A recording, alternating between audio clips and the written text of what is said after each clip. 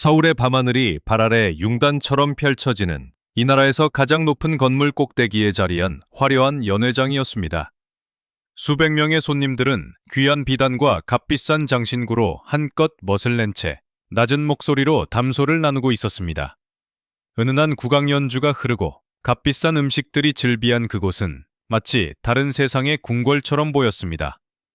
무대 중앙, 모든 빛을 한 몸에 받고 있는 68의 박선자 여사가 서 있었습니다. 손수 지은 듯한 짙은 남색 비단 옷은 그녀의 기품을 한층 더 돋보이게 했고, 그 고요하고 위험 있는 모습에 장내의 모든 소음이 잠잠해지는 듯 했습니다. 바로 오늘은 작고한 남편 김민호의 이름을 딴 김민호 장인 후원회가 세상에 첫 발을 내딛는 아주 뜻깊은 날이었습니다. 바로 그때였습니다. 굳게 닫혀있던 연회장 문이 거칠게 열리며 그 평화롭던 분위기가 산산조각 났습니다. 안으로 뛰어들어온 것은 제 아들 민준이와 며느리 유라였습니다. 행색은 말이 아니었죠. 잔뜩 구겨진 옷과 헝클어진 머리, 그리고 절망과 분노로 이글거리는 두 사람의 눈은 그 화려한 장소와는 조금도 어울리지 않았습니다. 사람들은 수군거리기 시작했고 연주 소리마저 뚝 그쳤습니다. 두 사람은 놀란 손님들을 거칠게 밀치며 무대 앞으로 다가왔습니다. 어머니, 어떻게 저희한테 이러실 수 있어요? 악에 바친 며느리의 비명이 고요한 공간을 날카롭게 갈랐습니다. 이건 전부 우리 돈이라고요. 어머니는 이럴 자격이 없어요. 그 핏발선 눈은 마치 저를 당장이라도 물어뜯을 것 같았습니다. 아들 민준이는 금방이라도 울음을 터뜨릴 듯한 얼굴로 애원했습니다. 어머니, 제발 그만하세요. 저희 인생을 전부 망가뜨리고 계시잖아요. 장내에는 숨막히는 정적이 흘렀습니다. 모든 이의 시선이 무대 위의 저와 무대 아래의 두 사람에게 번갈아 꽂혔습니다. 저는 그저 묵묵히 그들을 내려다보았습니다. 제 얼굴에는 그 어떤 감정도 떠오르지 않았습니다. 오직 차가운 평온함만이 감돌았지요. 저는 천천히 손에 들고 있던 확성기를 입가로 가져갔습니다. 그리고 아주 천천히, 하지만 모든 사람이 똑똑히 들을 수 있도록 입을 열었습니다. 제 목소리는 얼음장처럼 차갑고 단단하게 장내에 울려 퍼졌습니다. 그대들의 삶이라 참으로 재미있는 말이구나. 나는 그대들이 스스로 망가뜨린 줄 알았는데 말이다. 내가 살던 집을 내어주었더니 도리어 늙은 어미에게 달마다 숙박비를 내라며 계산서를 내밀던 바로 그날, 그대들의 삶은 이미 망가진 것이 아니었더냐. 제 말 한마디 한마디가 비수처럼 날아가 두 사람의 가슴에 박혔습니다. 아들과 며느리의 얼굴은 하얗게 질렸고 장내의 손님들은 경악을 금치 못했습니다. 제 눈이 잠시 감겼다 떠졌습니다. 눈앞의 모든 것이 어둠에 잠기는 듯 했습니다. 그리고 제 목소리가 귓가에 맴돌기 시작했습니다. 모든 것은 석 달 전 단 하나의 부탁에서 시작되었습니다. 제 모든 것을 앗아갔지만 결국에는 제게 모든 것을 되돌려준 그 부탁에서 말입니다. 시작하기에 앞서 잠시 시간을 내어 화면 아래의 구독 단추와 종 모양 그림을 눌러주시면 정말 감사하겠습니다. 그래야 앞으로도 이렇게 놀랍고 가슴 뛰는 이야기들을 놓치지 않으실 수 있습니다. 그리고 댓글로 어느 고장에서 이 이야기를 보고 계신지 알려주세요. 여러분이 계신 곳을 알게 되면 저희에게 큰 힘이 된답니다. 이제 모든 것을 앗아간 그 부탁에 대한 이야기를 시작하겠습니다. 저는 68의 박선자입니다. 평생을 한결같이 저만을 아껴주던 남편 김민호는 이름난 보석 세공 장인이었습니다.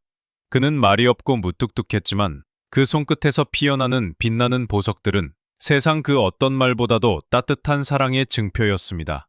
그런 남편이 제게 남기고 간 유일한 재산은 잠실에 있는 10억 원짜리 집 한 채였습니다. 남편의 땀과 정성이 고스란히 밴 그 집에서 저는 외아들 민준이를 바라보며 남은 생을 조용히 보내고 있었습니다. 어느 맑은 가을날 오후였습니다. 아들 민준이와 며느리 유라가 무거운 얼굴로 저를 찾아왔습니다. 저는 정성껏 다과를 내어주었지만 두 사람은 좀처럼 입을 열지 않았습니다. 마침내 침묵을 깬 것은 며느리 유라였습니다.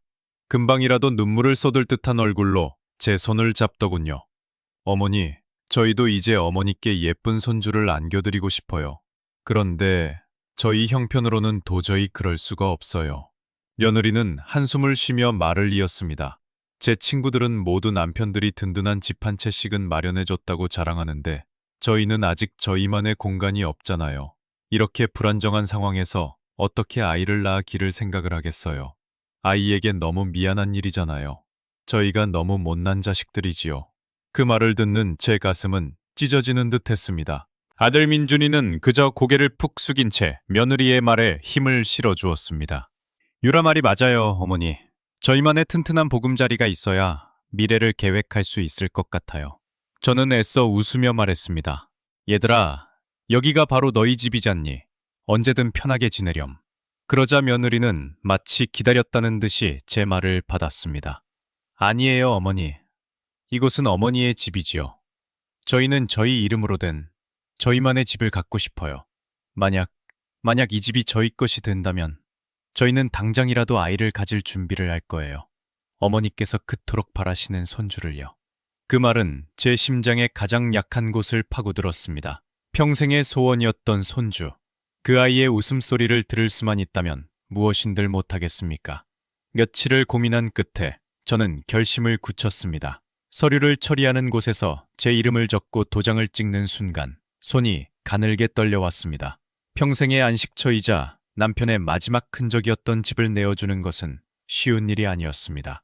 하지만 제 서명 옆에 나란히 이름을 올리는 아들과 며느리의 환한 얼굴을 보자 제 마음속의 모든 불안감이 눈 녹듯 사라졌습니다. 저는 그들에게 희망찬 앞날을 선물했다고 굳게 믿었습니다. 하지만 그때 저는 알지 못했습니다. 제가 서명한 것은 단순한 서류가 아니라 제 남은 인생을 송두리째 뒤흔들 잔인한 계약서였다는 사실을 말입니다. 집의 주인이 바뀐 지 불과 일주일이 지났을 뿐인데 집안의 풍경은 눈에 띄게 달라져 있었습니다. 제가 평생을 아껴 쓰던 낡은 살림살이들은 하나둘씩 구석으로 밀려나고 그 자리에는 며느리가 새로 들인 번쩍이는 값비싼 물건들이 채워졌습니다. 부엌 한쪽에는 제가 평생 본 적도 없는 복잡한 조리기구들이 떡하니 자리를 잡았고 거실에는 제 키보다 큰 텔레비전이 걸렸습니다. 그날 저녁, 저는 여느 때처럼 저녁 식사를 준비하고 있었습니다. 며느리 유라가 손에 서류판 하나를 든 채 부엌으로 들어왔습니다.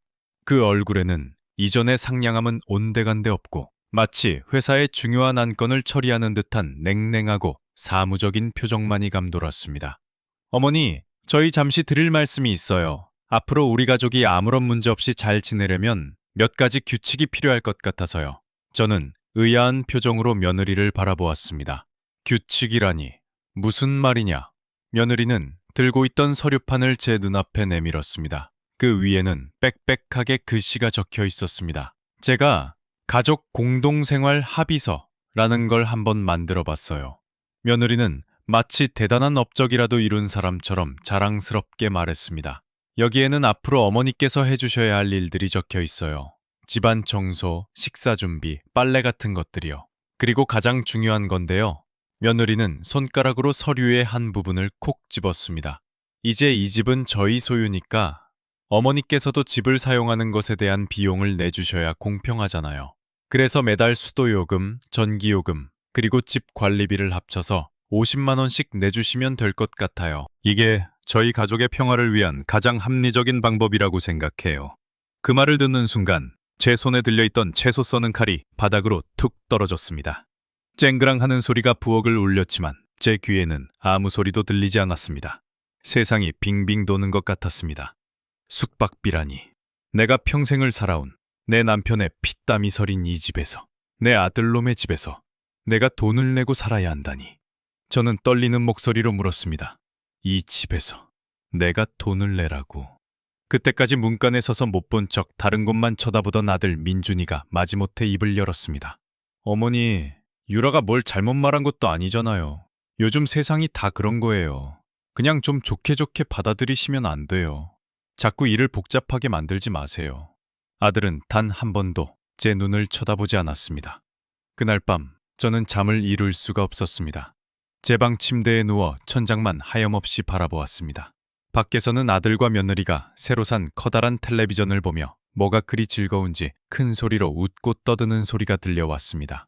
그 웃음소리는 마치 수많은 바늘이 되어 제 심장을 콕콕 쑤시는 것만 같았습니다. 저는 더 이상 이 집의 주인이 아니었습니다. 심지어 손님도 아니었습니다. 저는 그저 돈을 내고 밥과 잠자리를 해결하는 하숙생. 아니, 돈까지 내면서 집안일을 도맡아 하는 하녀나 다름없는 신세가 되어버린 것이었습니다. 뺨을 타고 뜨거운 눈물이 흘러내렸습니다. 하지만 그것은 앞으로 닥쳐올 더 큰 시련의 아주 작은 시작에 불과했습니다. 그렇게 한 달이라는 시간이 흘렀습니다. 그 한 달은 제 평생을 통틀어 가장 길고 혹독한 시간이었습니다. 제 삶은 그야말로 지옥과 다름없었죠. 며느리 유라는 사사건건 저를 못살게 굴었습니다. 제가 애써 차린 밥상은 맛이 없다며 수저를 탁 내려놓기 일쑤였고, 방 구석에 작은 먼지라도 보이면 온 집안이 떠나가라 소리를 질렀습니다. 어머니, 청소를 하신 거예요? 마신 거예요? 눈이 침침하시면 제가 돋보기라도 하나 사드릴까요? 그런 날카로운 말들은 제 가슴에 깊은 상처를 남겼습니다. 밤늦도록 친구들을 불러 모아 시끄럽게 노는 날이면 저는 잠도 제대로 자지 못한 채 그들의 시중을 들어야 했습니다. 술상을 차려 바치고 과일을 깎아 나르고 재떨이를 비우는 것은 모두 제 몫이었습니다. 그리고 모두가 돌아간 깊은 밤, 저는 홀로 남아 그들이 어지럽힌 것들을 치우며 뜬 눈으로 밤을 새워야 했습니다. 허리가 끊어질 듯 아파왔지만 육체의 고통보다 더 견디기 힘든 것은 마음의 고통이었습니다. 그러던 어느 날 오후, 저는 제 방문을 열고 들어서는 순간 숨을 쉴 수가 없었습니다. 방 안의 모든 것이 사라져 있었습니다.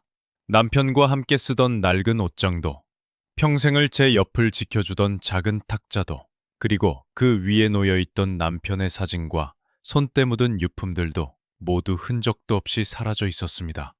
대신 방 한가운데에는 며느리가 쓰는 것으로 보이는 번쩍이는 새 책상과 의자가 놓여 있었습니다. 저는 망연자실한 채 거실로 나갔습니다. 며느리는 소파에 누워 손톱을 다듬고 있었습니다. 유라야, 내 방에 있던 물건들 전부 어디로 갔느냐? 제 목소리는 심하게 떨리고 있었습니다. 며느리는 저를 쳐다보지도 않은 채 심드렁하게 대답했습니다. 아, 그거요? 제가 요즘 개인 활동을 좀 해보려고 하는데 작업할 공간이 마땅치 않아서요. 어머니 방이 햇볕도 잘 들고 딱 좋겠더라고요. 어머니 짐은 저쪽 창고에 다 넣어뒀어요. 걱정 마세요. 잠은 거기서 주무실 수 있게 작은 간이 침대 하나 넣어드렸으니까요. 창고라니, 햇볕 한 줌 들지 않는 곰팡내 나는 그 좁은 창고에서 잠을 자라니. 저는 마지막 희망을 걸고 아들을 찾아갔습니다. 마침 아들은 혼자 있었습니다. 저는 아들의 팔을 붙잡고 애원하듯 물었습니다. 민준아, 어미에게 말해다오. 네 어미가 저 차가운 창고 바닥에서 잠을 자는 것이 정말 네가 원하던 것이더냐. 아들은 제 손을 뿌리치며 짜증 섞인 목소리로 소리쳤습니다. 어머니, 제발 좀 그만하세요. 이제 이 집 주인은 유라예요. 집주인이 자기 집을 어떻게 꾸미든 무슨 상관이에요. 어머니는 그냥 좀 조용히 시키는 대로 따라주시면 안 돼요? 왜 자꾸 저희를 이렇게 힘들게 하세요? 그 순간 제 마음속에 남아있던 마지막 희망의 불씨마저 완전히 꺼져버렸습니다. 아들은 더 이상 제가 알던 그 착하고 여린 아들이 아니었습니다. 아들은 그저 며느리의 꼭두각시이자 제 가슴에 칼을 꽂는 무정한 타인일 뿐이었습니다. 그날 밤 저는 차가운 창고 바닥에 놓인 간이 침대에 누워 몸을 웅크렸습니다. 사방은 상자들로 꽉 막혀 있었고 퀴퀴한 냄새가 코를 찔렀습니다.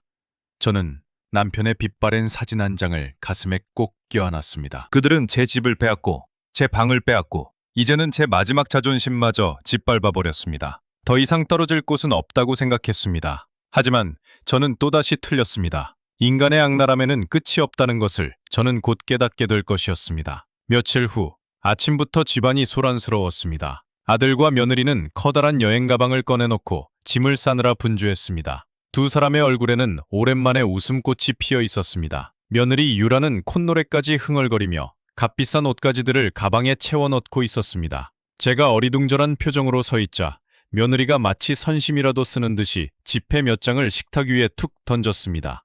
어머니, 저희 갑자기 좋은 기회가 생겨서 열나흘 동안 유럽 여행을 좀 다녀오려고요. 마침 싸게 나온 여행 상품이 있더라고요. 그 말에 저는 아무 대꾸도 할 수 없었습니다. 아들이 멋쩍은 표정으로 말을 거들었습니다. 저희가 없는 동안 집을 비워둘 수가 없어서요. 여행 경비라도 좀 보탤 겸 해서 다른 사람에게 보름 동안 집을 빌려주기로 했어요. 요즘은 그렇게들 많이 한대요. 며느리가 차갑게 말을 잘랐습니다. 그러니까 어머니, 저희가 돌아올 때까지는 밖에서 지내셔야 해요. 아시겠죠? 저는 제 귀를 의심했습니다. 나가서 지내라고. 이 늙은 어미더러 어디로 가라고 그러느냐. 며느리는 귀찮다는 듯이 손을 내저었습니다. 그건 어머니께서 알아서 하셔야죠. 여기 들인 돈이면 허름한 여인숙이라도 잡을 수 있을 거예요. 그럼 저희는 이만 가볼게요. 집 잘 부탁드려요. 아니지. 이제 우리 집이지. 아무튼 잘 지내세요. 두 사람은 그렇게 제게 몇 마디 말을 툭 던지고는 마치 무거운 짐이라도 벗어 던진 듯 홀가분한 표정으로 집을 나섰습니다. 현관문이 쾅 닫히는 순간 제 안에 있던 무언가가 툭 하고 끊어져 버렸습니다. 더 이상 눈물도 나지 않았습니다. 저는 말없이 식탁 위에 놓인 돈을 집어들고 작은 보따리 하나를 싼 채 집을 나섰습니다. 하지만 제 발길이 향한 곳은 허름한 여인숙이 아니었습니다. 저는 낡은 시내버스에 몸을 싣고 도시의 변두리, 이제는 아무도 찾지 않는 낡은 공장지대로 향했습니다. 그곳에는 먼지를 뽀얗게 뒤집어 쓴 채 잊혀진 세월을 견디고 있는 제 남편의 작은 공방이 있었습니다. 아들은 돈이 되지 않는다며 팔아버리자고 성화였지만 저는 차마 그럴 수가 없어 남편의 흔적이 깃든 그곳을 고집스레 지켜왔습니다. 수십 년 만에 여는 낡은 자물쇠는 삐걱거리며 힘겹게 열렸습니다. 문을 열자 훅 끼쳐오는 먼지 냄새와 함께 남편과 함께했던 시간들이 제 눈앞에 아른거렸습니다. 저는 낡은 의자에 주저앉아 소리 없이 울었습니다. 한참을 울다 고개를 들었을 때 제 눈에 공방 벽 한쪽 구석이 들어왔습니다. 다른 곳과는 달리 벽돌 몇 개가 어색하게 튀어나와 있었습니다. 저는 홀린 듯이 그곳으로 다가가 떨리는 손으로 벽돌을 하나씩 빼내기 시작했습니다. 그러자 벽돌 뒤로 숨겨져 있던 낡은 쇠문이 모습을 드러냈습니다. 남편이 평생을 간직해온 작은 금고였습니다. 금고 안에는 낡은 가죽 상자들이 겹겹이 쌓여 있었습니다. 상자를 열어보는 순간 저는 숨을 멈췄습니다. 그 안에는 눈부신 빛을 뿜어내는 수많은 보석들과 여러 장의 땅 문서, 그리고 꼼꼼하게 정리된 장부들이 가득 들어 있었습니다. 남편은 평생을 아끼고 모아 혹시라도 제가 홀로 남겨질 날을 대비해 이 모든 것을 비밀리에 준비해 두었던 것입니다. 그 가치는 어림잡아 500억 원에 달했습니다. 저는 공방 바닥에 주저앉아 그 보물들을 끌어안았습니다. 눈물이 비오듯 쏟아졌지만 더 이상 슬픔의 눈물이 아니었습니다. 죽은 남편은 저를 이토록 지극히 사랑하고 지켜주려 했는데 살아있는 제 아들은 저를 헌신짝처럼 내버렸습니다. 그날 밤 저는 결심했습니다. 더 이상 바보처럼 당하고만 있지는 않겠다고. 눈물의 시간은 끝났습니다. 이제는 제가 반격할 차례였습니다. 그날 이후 저는 완전히 다른 사람이 되었습니다. 제 안에서 잠자고 있던 사자가 마침내 깨어난 것 같았습니다. 가장 먼저 한 일은 이 나라 최고의 재물 상담가들을 만나는 것이었습니다. 낡은 공방에서 나온 보석과 문서들을 본 그들의 입은 떡 벌어졌습니다. 저는 그들에게 제 뜻을 분명히 밝혔습니다. 남편의 유산을 가장 가치 있는 곳에 사용하고 싶다고 말입니다. 다음으로 저는 제 자신을 바꾸기 시작했습니다. 평생을 시장에서 사입던 허름한 옷 대신 몸에 꼭 맞는 단정한 비단옷을 지어 입었습니다. 굽 높은 신발을 신고 꼿꼿하게 허리를 펴고 걷는 연습도 했습니다.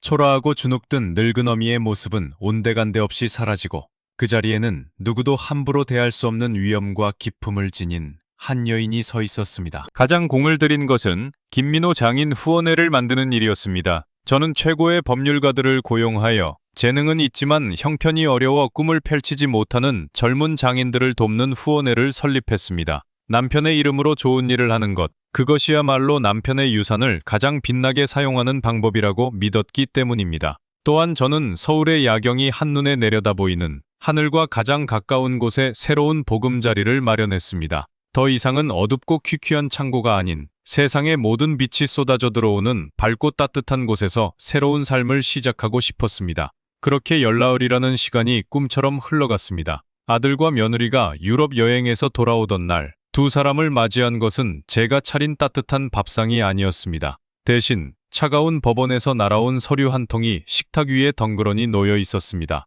그것은 자식의 심각한 불효와 부당한 대우를 이유로 제가 아들에게 넘겨준 집의 소유권을 다시 돌려달라는 소송 서류였습니다. 두 사람의 얼굴은 하얗게 질렸습니다. 이게 대체 무슨 소리야? 어머니가 어떻게 우리한테 이럴 수가 있어?